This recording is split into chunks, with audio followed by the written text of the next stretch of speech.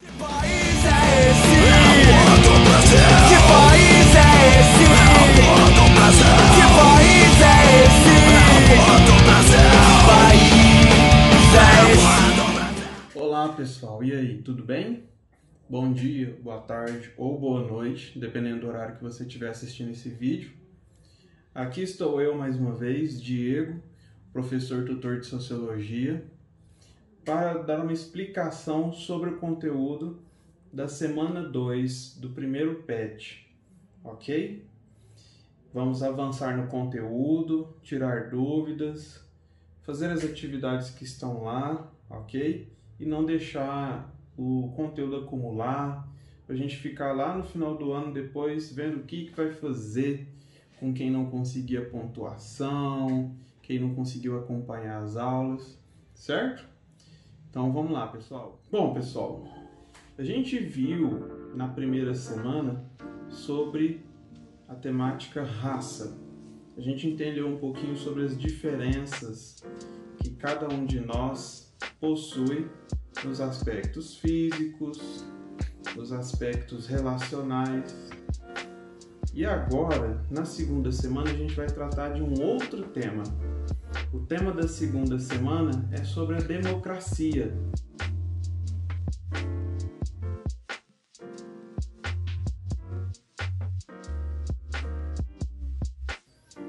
Esse sistema político cujo qual a gente vive aqui no Brasil. Então, antes de a gente começar a explicação sobre o sistema democrático, é importante a gente aprender e entender direitinho o que é democracia. E aí, para essa explicação, eu vou usar o contrário da democracia, que seria o autoritarismo. E aí, o que seria o autoritarismo? O autoritarismo, ele é um modelo onde o poder está centrado em uma única pessoa ou em um grupo restrito. E aí, geralmente esse grupo ou pessoa determina os movimentos da sociedade, as transformações, as leis a favor da pessoa, dos interesses individuais da pessoa que está à frente do governo, do Estado, ou do grupo que faz parte ali dos representantes do nosso Estado. Então, por exemplo, quando a gente fala sobre a ditadura militar, a gente lembra que foi um período de autoritarismo, onde as forças militares assumiram o poder do Estado. De certa forma, eles privaram alguns grupos sociais da liberdade de expressão, de ir e vir e de alguns elementos básicos dos direitos. Porém, eles contribuíram, eles buscavam criar uma sociedade baseada nos valores, nos costumes, na perspectiva militar. Então, quem fazia parte desse grupo ou que se afinizava com a forma de pensar dos militares não se sentia tão pressionado, não sentia que a sociedade estava tão fora da sua realidade. Porém, no autoritarismo, nas ditaduras, geralmente o que nós encontramos é uma população que vive em conflito, vive sendo negligenciada por seus representantes, principalmente porque a ideia não é atender a população, atender o povo, mas sim o interesse de um ou de outros poucos que fazem parte do poder político. E aí, a gente vai ter então, depois de muitas experiências onde o poder estava na mão de um ou de alguns poucos, a gente vai ter alguns filósofos, alguns pensadores que vão propor o que a gente chama hoje de democracia, que seria essa responsabilidade com relação a uma nação organizada, partilhada e pensada no bem-estar de um povo, de um grupo. Então a democracia ela vem para ampliar uma visão que hoje a gente nomeia como direitos e deveres. E não apenas viver uma sociedade onde todo mundo tem que cumprir deveres para garantir a sua vida. E direitos apenas se o Estado permitir em algum momento e achar que convém. Então, na democracia isso não acontece. A democracia é uma tentativa de organização social que preza por direitos e deveres para os seus cidadãos. Então, como a gente já sabe, né, o Brasil ele vive num modelo democrático. Pelo menos é o que a gente vem buscando, né, há muito tempo praticar e efetivar no nosso país. Dentre as várias características que a gente tem para um Estado ser democrático, uma delas é a laicidade, que é um termo que está citado lá no PET. E o que quer dizer isso? O que é um Estado laico? É quando o Estado, quando a política administrativa para um país ela é pensada sem levar em consideração uma religião em detrimento a outras, onde não se adota, por exemplo, tal religião como a religião principal do Brasil. Não.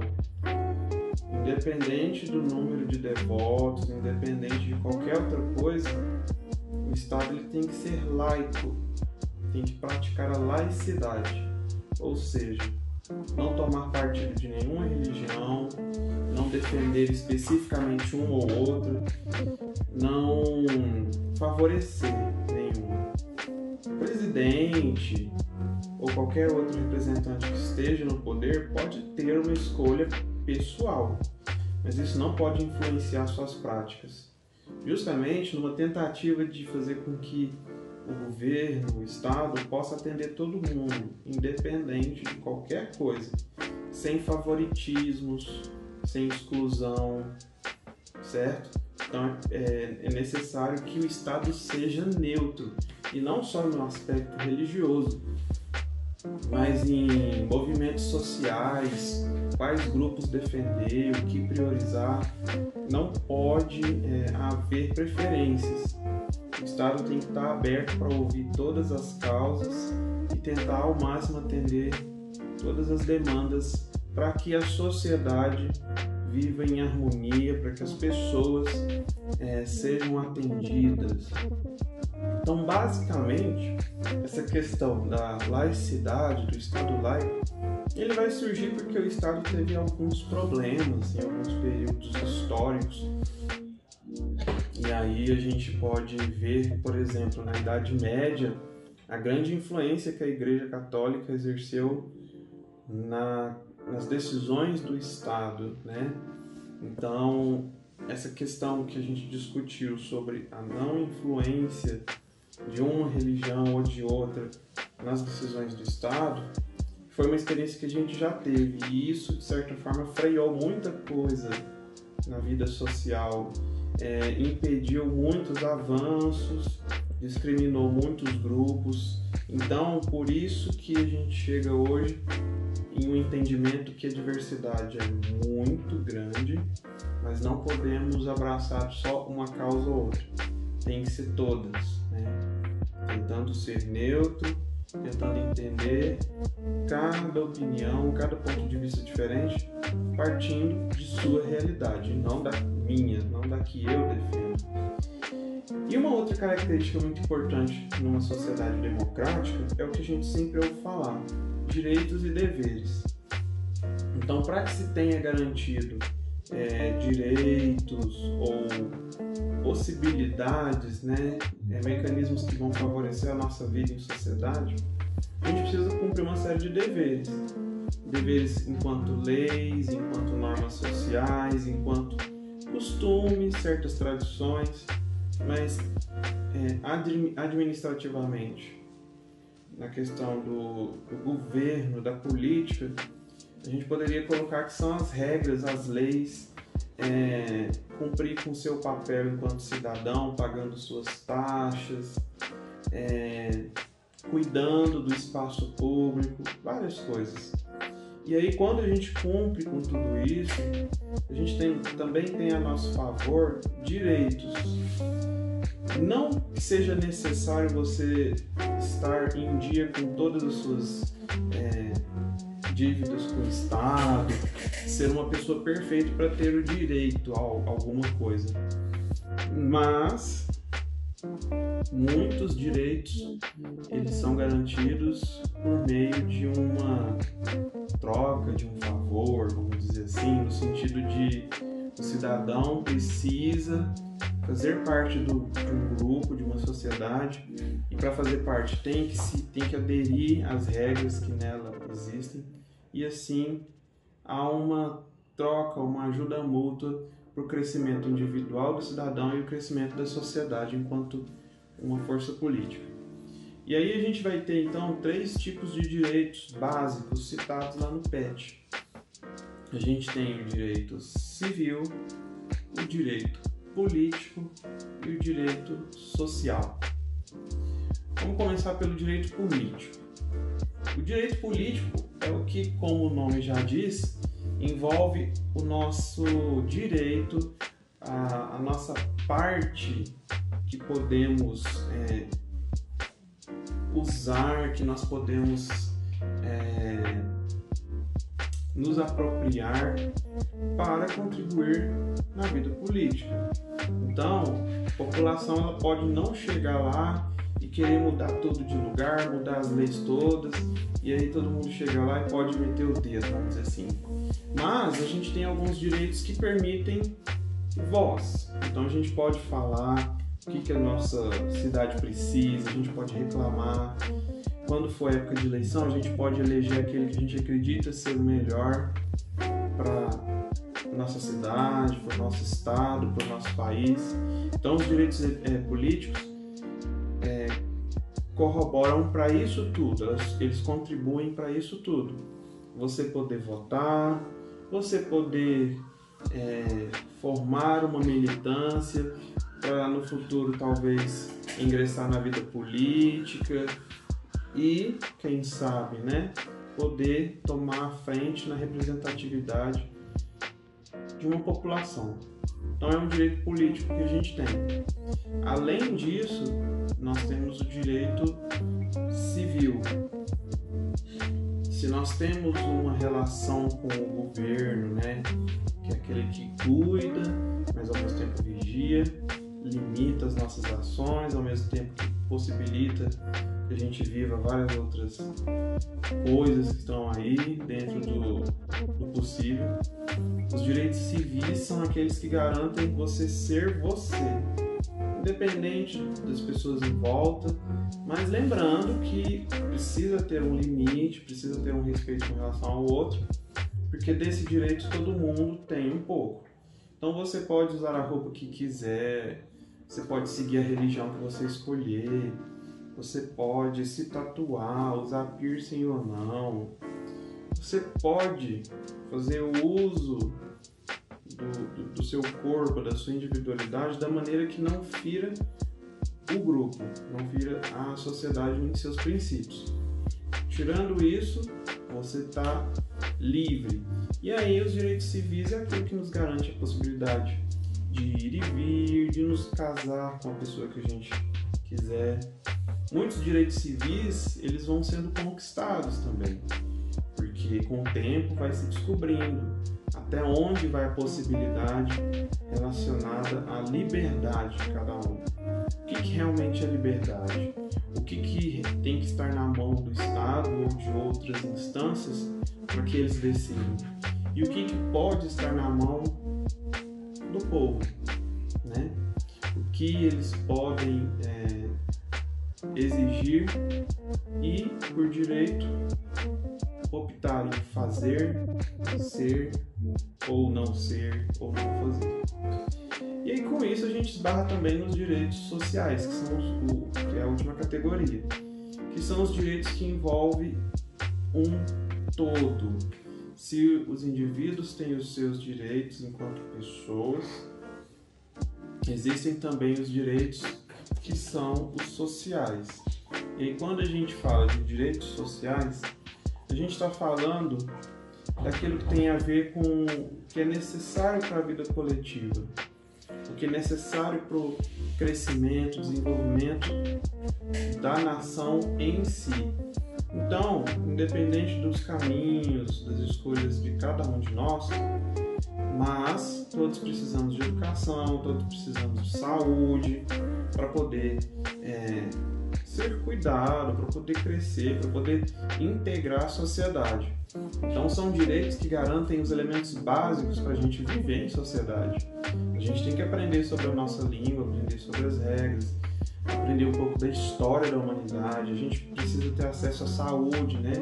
A postinho, hospital, para que a gente possa ter uma vida com uma qualidade, né? Um certo nível de qualidade. Aposentadoria, que aí é uma troca, né? A pessoa que prestou serviço, que trabalhou, gerou renda, chegar num momento e aí descansar e o Estado pagar por esse descanso, né? Como se fosse uma troca de favores.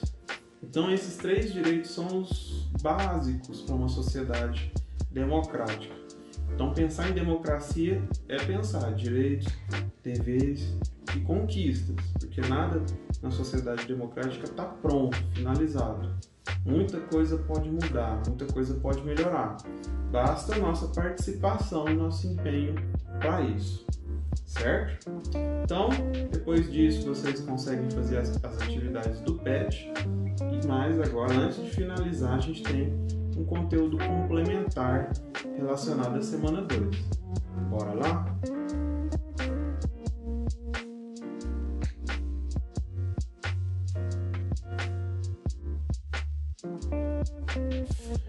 Bom, pessoal, conteúdo complementar da semana 2.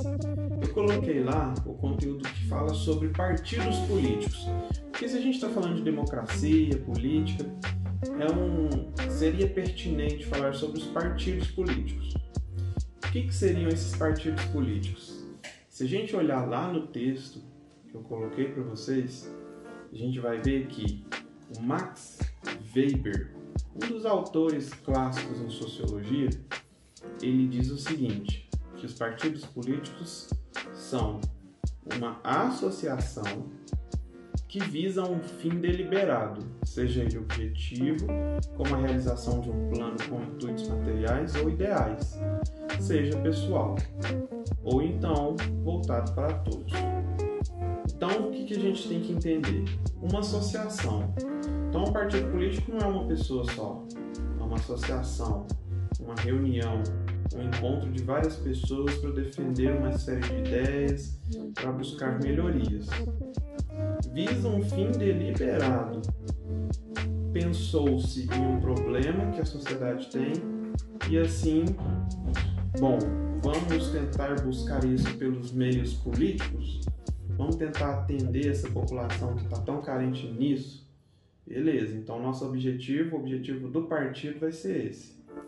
Esse objetivo pode ser claramente material, visível ou ideal. O que ele quer dizer com isso? A gente pode ter um partido que vai querer entrar para a vida política para conseguir implantar hospitais psiquiátricos em todas as cidades de Minas Gerais, porque não tem em todas, só tem uma e outra, e isso faz falta. Isso é uma meta material, porque envolve construção, uma coisa física. A gente tem que mudar a visão que as pessoas têm com relação ao maltrato dos animais, a gente tem que fazer esses índices diminuírem. Isso envolve mudar a mentalidade, a ideia, a cabeça de um povo. Então são transformações ideais, né, de ideias. Ele fala que pode ser pessoal ou então voltado para todos esses objetivos. Então, de certa forma, os partidos eles podem atender algo que surgiu da pessoa, de incômodo que ela sempre teve, esse problema da violência contra a mulher, preconceito contra o negro, isso sempre mexeu comigo, eu preciso fazer alguma coisa. Ou pode ser algo de um grupo, então a gente pode viver num bairro e viver numa cidade que tem tais problemas e muita gente discute, e aí a gente resolve todo mundo ali se juntar ou indicar alguém que possa participar para se formar um partido político.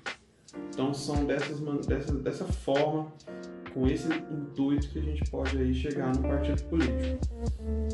Então a principal coisa que a gente tem que saber é que um partido político ele é fundamentado por uma ideologia. E o que é uma ideologia? É uma ideia, é uma perspectiva com relação ao que seria ideal para a vida dos indivíduos ou de alguns grupos. Então, se eu tenho uma ideologia, por exemplo, comunista, as pessoas falam muito, é a mesma coisa que eu falar que a ideologia que eu tenho é de que o capital deveria ser distribuído, as pessoas deveriam ter o mesmo acesso, o Estado,